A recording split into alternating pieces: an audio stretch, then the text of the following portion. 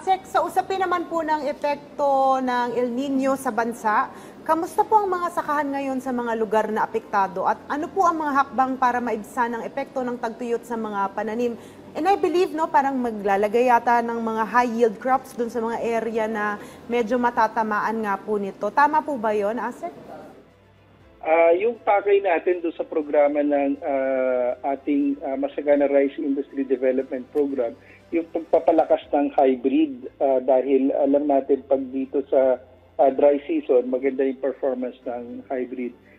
Pero yung epekto ng El Nino, gaya ng inaasahan, medyo kinakapos na yung tubig doon sa mga rain-fed areas dahil nga sa El Nino at inaasahan natin na medyo titindi pa ito ngayong Pebrero at Marso at inaasahan naman na sisimulan ito na humina pagdating ng Abril.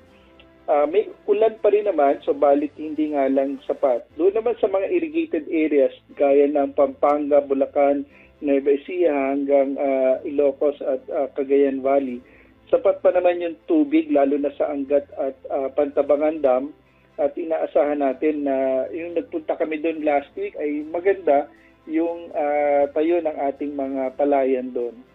At doon sa mga lugar na lubang maapektuhan ng El Nino ay nakaantabay na yung ating cloud seeding operations at namahagi na rin tayo ng ilang small-scale irrigation projects. At yun nga, hinihikayat natin na magtanim din ng mga crops na hindi masyadong nangangailangan ng maraming tubig at yung promotion natin ng alternate wetting and drying para makabawas na malaki doon sa pangangailangan ng tubig, lalong-lalo na sa mga palayan. Alright, sir, ano po bang buwan sa tingin talagang mararamdaman ng ating mga magsasaka ang El Nino? At ano po yung mga tulong na ibibigay nyo sa kanila sakaling mangyari itong worst case scenario? Yung report ng Pag-asa, magpipik ito ng February hanggang March at pagdating ng April nga ay unti-unti nang bababa yung epekto.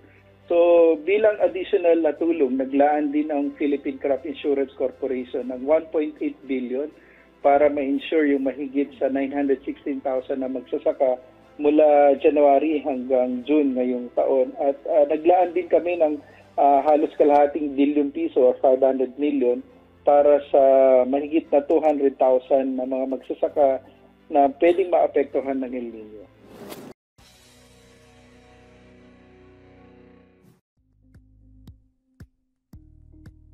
Thank you for watching Politico TV. Please like and subscribe to our channel for more videos.